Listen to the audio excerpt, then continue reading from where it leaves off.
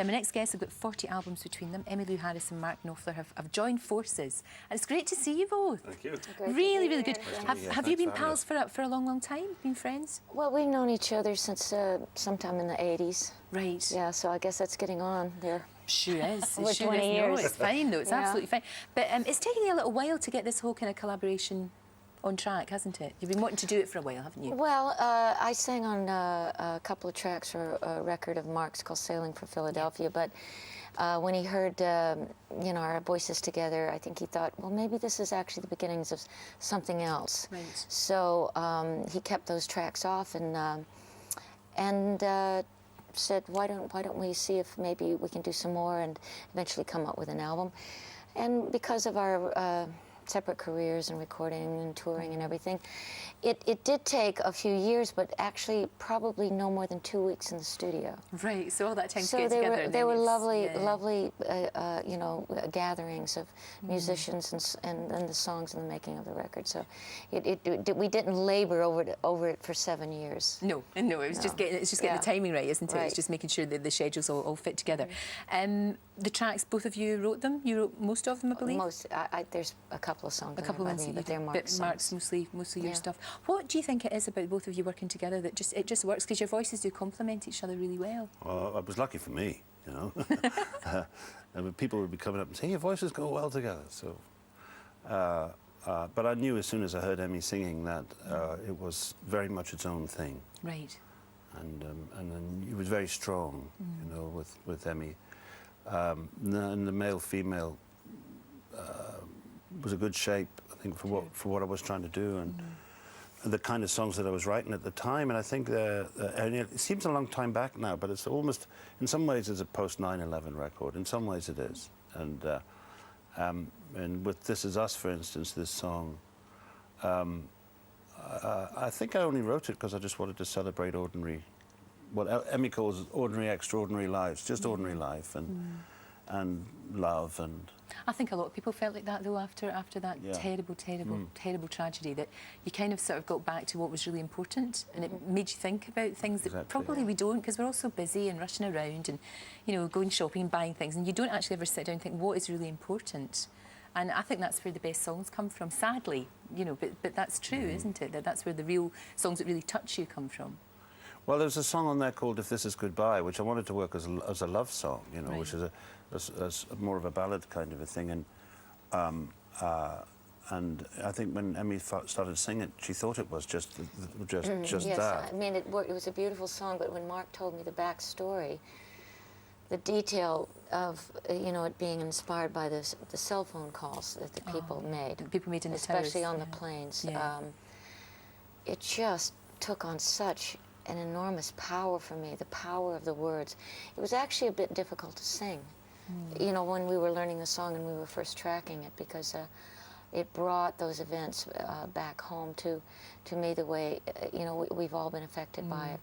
But I do think that Mark succeeded in taking a terrible event and doing honor to those lives, to the courage of those people, and taking it to a transcendent place, rather than dealing with revenge and fear and the emotions that are easy, the knee-jerk reactions that we can go to. I think it is a celebration of that extraordinary thing that these people were thinking of, their love for the people that were being left behind. But Emmy had written a song as well called, you know, "Love and Happiness," which she'd written with a friend of hers called Kimmy Rhodes. And normally, at any other time, you know, I would have just thought it was a straight song, or, you know, wishing you love and happiness. But as you say, events like that make you sort of load it up more. At the time we were making it, and Emmy was mum and I was dad, because we're both parents, of course, and that's the most important thing to us. And it doesn't matter how old your children are, how old you are. You know, I suppose when you're 80, your main concern is that. Yes, exactly. That's what you wish for. You never lose your vulnerability as a parent. So I just think that you know, that the time we made it, and because we had to wait such a long time for the record to come out, and I thought, oh, it's not gonna work quite so well sitting on the shelf. It might have been better coming out and when it a bit around 2003, but we had to wait a long time. But as it is, it's actually, I think it's fine. No, it works on different levels. Right. Yeah, it does work on different levels. You're going to be performing for us. What song are you going to do later on for us? We're going to attempt This Is Us, the happy one. Yeah. Right, This Is Us, both of you. I'll look forward to that, and it's really good to see you. And I know that you're both going to be going on tour together as well. Yes, looking forward to that very much. That's for summer. What we'll do is we'll stick all the dates and everything on our website as well, which will be really good. And I look forward to the performance very soon. Thank you both very much indeed. Right, it's your chance. They are with us very, very shortly. Before we meet the girls, though, as promised, Emmylou Harris and Mark Knopfler, and they're performing This Is Us from their new album. Here they are.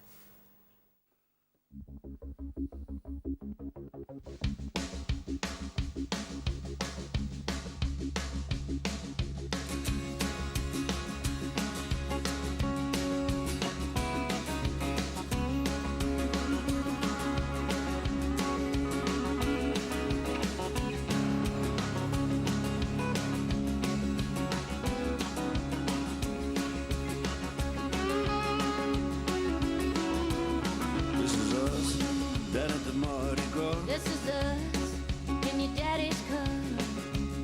You're in the missing link. Yeah, had lived too much to drink, too long in the sun, having too much fun. You and me and our memories. This is us. This is us. This is us. This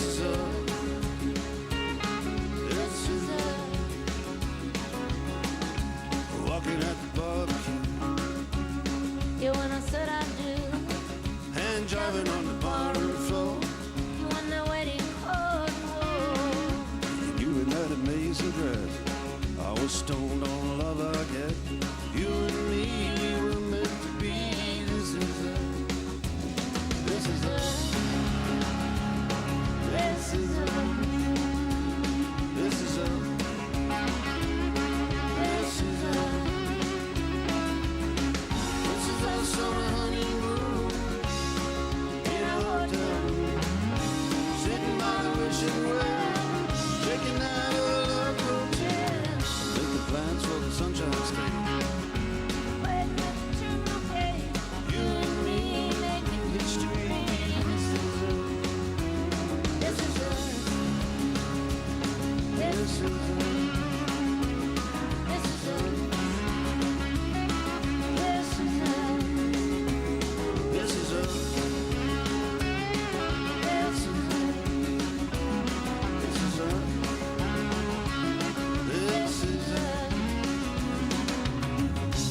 And our baby boy. Yeah, the pride and joy. You were the Sunday king, standing next to what's his name. And on our anniversary, we're the family. You and me and our memories. This is us. This is us.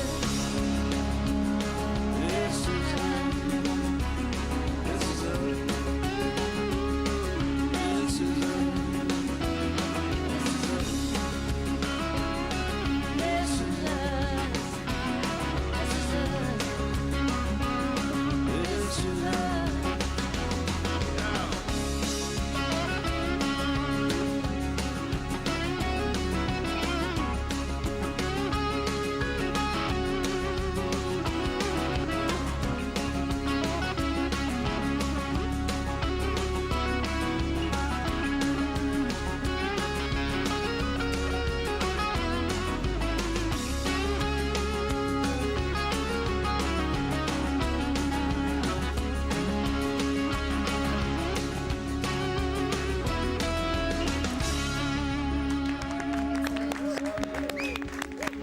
Thank you so much, Mark Knopfler and Emmylou Harris, and This Is Us, and they're going to be touring in the summer, and we've got all the details on our website. Right. You're watching 5 News. Welcome back. Mark Knopfler has a stack of Grammys to his name. He's one of the greats on the guitar and was one of the biggest names in music as lead singer-songwriter of the band Dire Straits. Well, now he's teaming up with another musical legend, country singer Emmylou Harris. They spoke to 5's Lara Lewington about the meeting of two musical minds. As two hugely established artists in your own right, how did you know that your voices were actually going to work together? Everybody's voice is totally distinct and unique. And then when you sing together, you sort of create a third voice. It's you never know what that's going to sound like. From the very beginning, I mean, you know, when Emmy sings on something, it stays sung, you know, and it was very much its own thing. So I knew that it had real possibilities, and of course everybody was saying, hey, your voices go well together. And We've got some never seen before in the UK footage of one of your songs, This Is Us. Making plans for the Sunshine State. Waiting at the general gate. You and me, we were mystery. This is us. It was influenced by 9/11, wasn't it? well, I think it was, yes. I just felt like writing eventually. It took a long time to write anything, of course, after the event, but I did feel like writing something that just celebrated